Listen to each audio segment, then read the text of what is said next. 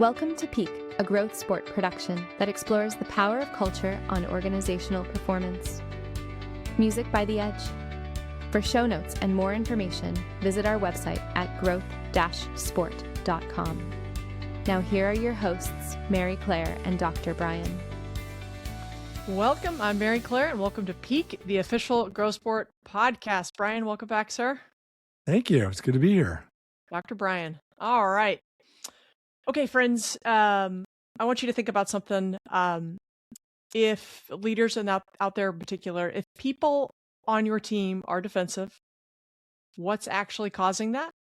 And is it a people problem or a process problem? So in this episode, we're going to reframe safety in a way that's much more practical.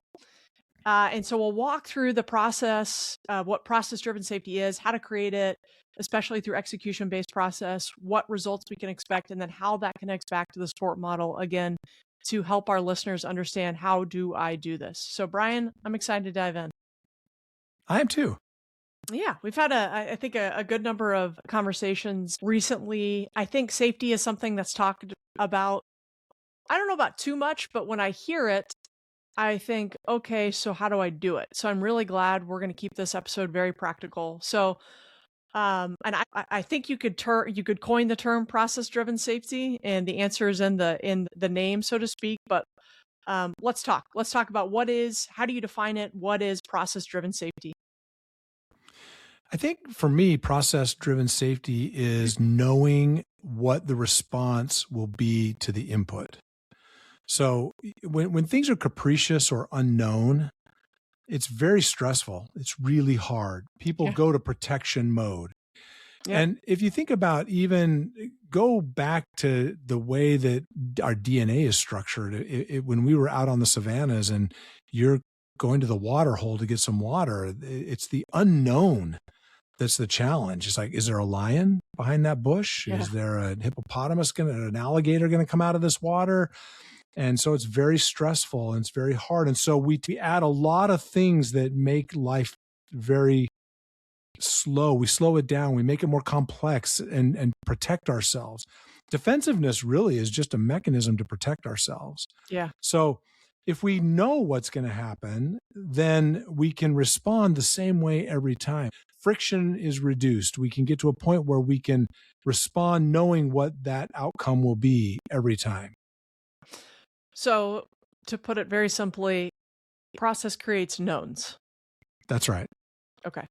I hadn't thought about that until you brought us back to our way back when we were out in the savannah. Okay. So talk to us about how that impacts leadership, or either how that impacts leadership or me as a teammate. What does that allow me to do? Have you ever worked for a company where people will gather around and say things like, is the boss in a good mood today? Yeah. I hope they weren't saying that about me. Why would they ask that question? Well, because there's a lack of, I don't know what I'm about to get into. It's like I'm going to the watering hole. Right, exactly. Yeah.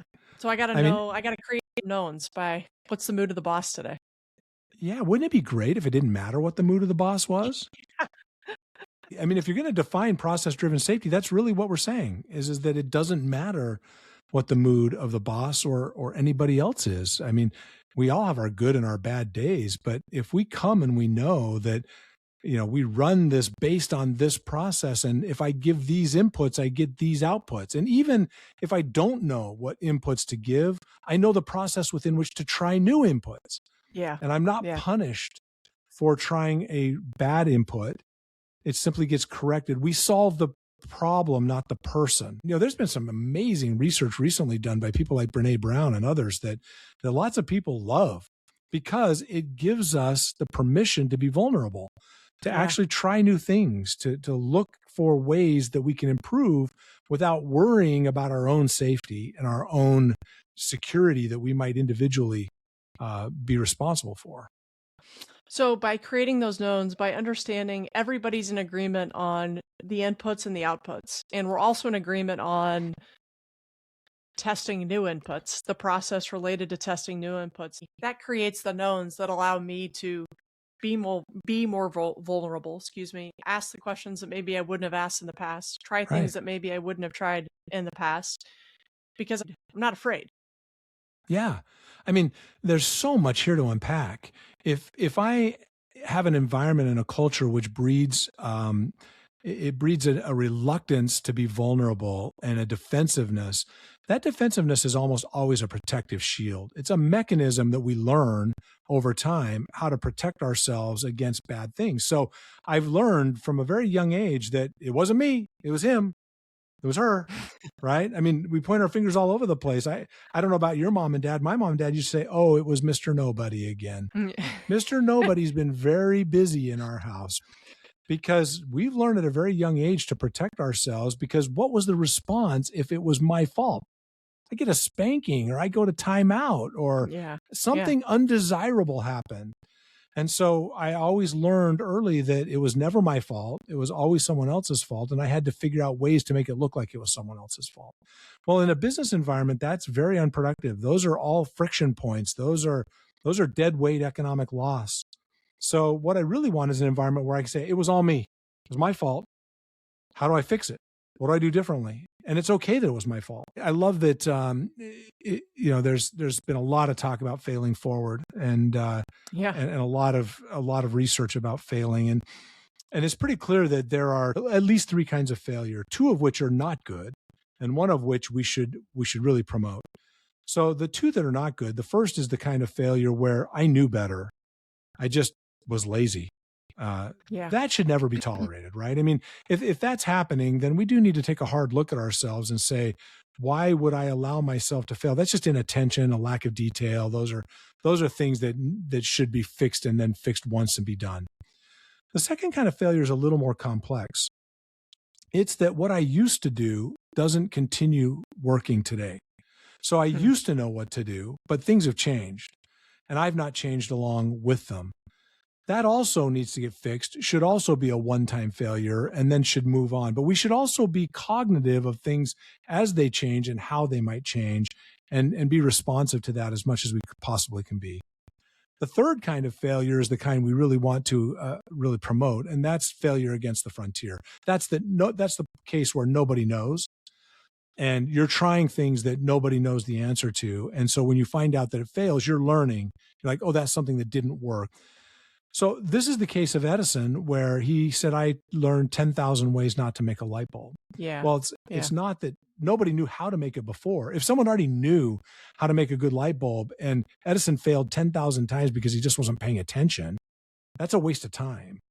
But nobody knew, and so he's failing at the frontier. And so we want to promote that. That's the kind of thing that we want to promote. So we need an environment where it's okay to fail. It's okay to be wrong. It's okay to not understand what the thing is to do that we need to be doing. But once it gets fixed, we also need a culture that promotes excellence and adherence to what we've learned. So it's funny. I'm thinking. I have parenting. My husband and I always saying, "Well, did we set the right expectations to help our children understand what the what the output should be, and therefore what the inputs, the appropriate inputs are." So and I say that because we talk about clarity a lot. So expectations create clarity. Right. Correct. I think. And so when we have that clarity, if we don't have that clarity, then our environment is driven by ambiguity, and that drives our behavior, right or wrong, hence the defensiveness. And then with process, we get that clarity. We understand the environment in which we're living, and that definition creates freedom. And that freedom results in safety. You can be free because you're safe. That's right. So you think about, we've talked about transparency. We've talked about continuous improvement. These things actually create an environment to where the process can drive safety. So if I have transparency, I have continuous improvement and a culture of continuous improvement, and I have an environment where I can fail productively, then I've created this place where I can be vulnerable. I can admit what I don't know. If I can admit what I don't know, I can learn. And if I can learn, I can grow and progress. And so can the organization. I mean, the organization is just writ large of the individual. So if that environment and that culture allows for people to admit what they don't know, practice what they're learning, fail productively and move forward, then the entire organization can be nimble and competitive and can move forward. So that leads us to this part of the conversation, Brian, of how do we create process-driven safety? And again, we're stating the solution in the name, process, but let's talk about that. What is, you talk often, there's process and there's execution process. So how does that fit into this equation of creating process-driven safety? It's a great point. So we talked about standard operating procedures a lot, and those are very important because within our teams, those are the clear processes that define how we do things and what we know. What is the state of our knowledge at this point? Where is the frontier? What is unacceptable to fail against that we already know? And what is acceptable to fail against that we don't know? It's not enough to just create an environment that we run process. We also need to create an environment where we can improve process. This is the macro process that gets run over all of the other processes. What is that process whereby we can try new things, where we can experiment with key performance activities to achieve outcomes in ways that we've never done before? Because if all I can ever do is what's given to me, then that's as far as I'm going to ever go. I have to create an environment where at some point I can also push that envelope and I can create new opportunities. So this is where we love sport. And again, if it's not sport, it could be other things. Lean is a great process that does this as well. 40X also works to do this. So we need an environment where I can understand the outcome I'm trying to achieve. I can see what the inputs are and track those and see what their impact is on those outputs that I'm looking to achieve. And then I can evaluate those. And there's space for me to try new things, even if it's at the margin. Maybe 80% of what I'm doing are tried and tested. Maybe 20% is something new. There has to be that ability to innovate, even in the daily execution. One of the things I just want to note that you bring it back to where you started is I need to have a voice in what I'm in the inputs that we're defining, as well as the outputs. We've talked about, for example, I'm going to come to my manager in the sports system and ideally in other systems. I'm going to come to my manager with the goal or with that gap to close that I think will close the one above me. So that's one voice. But then those KPAs or those things that I'm going to do every week, which we're all holding each other accountable to, is the voice in terms of the inputs, correct? That's absolutely right. And so if you think about this, starting at the front line and moving to the top of the organization, it's interesting because goals usually start at the top of the organization and move to the front line. Our behaviors usually start at the front of the organization and go to the top of the organization. So if I identify, okay, this is what we're trying to accomplish, then I'm going to say, I own my space. Get back to that CEO of our own space. Here's what I'm going to do. And I have that input. Then I own it. I can be accountable for it. And if I'm accountable for it, then I also have the incentive to improve it over time. I can see how my efforts are paying off or not paying off, right? And then I also have very clear understanding of what resources do I need or what information. Oftentimes we think of resources in terms of dollars, but many times the resources we lack are pieces of information. It's information we lack. What do I need to know in order to do this well? Who else needs to be involved? What collaborations need to take place? Those things are interesting questions that if I'm not given that kind of oversight of that operation, that I never see, I never understand. I was just in a conversation recently where a problem that there's a persistent or consistent problem that a company I know is having, and they keep coming back to people, and I keep trying to get them to think, let's assume even if people are the problem, you still need the process. It doesn't matter. It doesn't change anything. And bringing them back to the problem versus the person. But it's so easy for us. I think there's a general cultural problem there of maybe some pointing.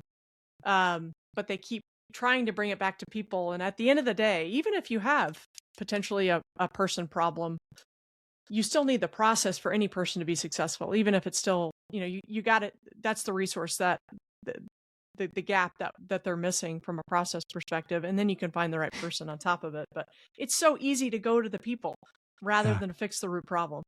That last thing you said is really important, and I'd like to stress it. Often when a leader comes to us and says, I've got a people problem, all they know is that they're not getting what they want. Yeah. Yeah. And so they say it generally, my people are the problem. But if you really pushed them and you said, what exactly is it in your people that is causing the problem? They won't be able to tell you. They're not going to be able to say, Mary Claire is not a good accountant. She misses numbers. She doesn't add up correctly, or her chart of accounts is bad. They won't know any of that. All they'll say is, for whatever reason, we're not getting it done. It must be a people problem. The nice thing about creating an environment where you can actually run process and you can measure and be accountable for the inputs against the outputs you're trying to achieve, you can see exactly what's not working. Is it that the salespeople can't close? Or is it that my finance people don't have the right systems in place to get reimbursements done? Or what exactly is the problem? Again, solve the problem, and then you'll identify if there is a person or a people problem, what it is. You can't go back the other way. You can't start with people and get to the problem. You have to start with the problem. And that will take you wherever it takes you if you've done the right thing around the process. Yeah. Okay. And so let's talk the O in sport and the SOPs. Let's talk about from a how perspective, where you could develop 100 different SOPs or more in an organization. Where do we start? Yeah, and how do you get where you want to go? It can't be just with SOPs, right? No. SOPs are a critical bone. You need good, strong SOPs. I think that you and I have found in our work that there's an 80-20 rule. If I can get 20% of the SOPs that cover 80% of the operation, that's probably good enough. And SOPs are like horseshoes and hand grenades. You have to just get close. You have to get enough. It's never going to be perfect because they're always changing. And if you're doing it well, you're always modifying and adding. If you get too micro in this, you're going to spend all your time writing SOPs and not doing any work. Yeah. But you do want to capture what the general and most important processes are so that you can evaluate against those processes over time. So if you can get that, 20% that bring 80% of the output, start there. Then you need an overarching meta process. Yeah. This execution process at the org level that really ties your strategic intent to your daily execution in a way that you can get accountability. So whether you're running 40X or Sport or Lean or Six Sigma, these are all things, all of them have their pros and cons, but these macro processes help you to put those micro processes into a structure, into a system. Yeah. So that you can actually evaluate them over time and see how they're working. So get the SOPs, get the 20% that lead to the 80%. Make sure you've documented them, and then create a macro process or adopt a macro process that allows you to, incrementally improve those SOPs over time. Well, and that what's critical with the macro process, that's inherently what culturally creates that sense of safety, because the entire org's outputs that we're trying to drive. And then you create the opportunity from a voice perspective to what are the inputs. Let's all brainstorm and then agree upon the inputs that we're going to use to drive the outputs. And often a part of that, we've seen it for our clients, SOPs are a result of some of those. Creating the SOPs is one of those inputs frequently. But then it's another layer of output input framework to create another level of safety in an organization, for good decision making, for good question asking, for just create that environment of peak performance. It's foundational.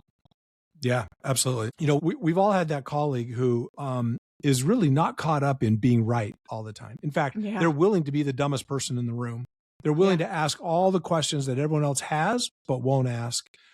And ironically, we love that person. Everybody loves that person. Yeah. They move the org forward. So if you can create a space where everybody feels comfortable asking all the right questions, and when I say the right ones, I just mean the ones that will help clarify. And even if they're dumb questions, right, they help move the organization forward. You're going to move faster because everyone's operating faster. And that's foundational again for that continuous improvement we've talked about That's over right. and over again. So yeah, that's right. Brian, any final thoughts? I know we've talked about from a sport model perspective, we recommend sport from strategic alignment in terms of getting that overarching process, execution process to create that level of safety. There are others. Sport is not the only one, but that strategic alignment element is key. Talk to me a little bit about what else about the sport framework helps us create this process-driven safety. Well, I hope by now everybody is seeing how tightly integrated and interconnecting all of these things are. If you get transparency and continuous improvement and process-driven safety, and we're going to talk about some of these other things in more detail as we go forward too, but trust and respect and the strength of your strategy and the clarity and all these things, they come together in very powerful ways. So in the sport model, this touches on almost all of the different elements, but in particular, the T for team, even individual performance, your ability to really try new things, the results part of this, and accountability, being the owner of your own space, the CEO of your own space, and even feeding back. All of this stuff is a virtuous cycle or a vicious cycle. So if you get into this virtuous cycle, it's just going to feed back into your ability to be better at your strategy and better at your direction and your goals and what you're trying to accomplish. Well said, Brian.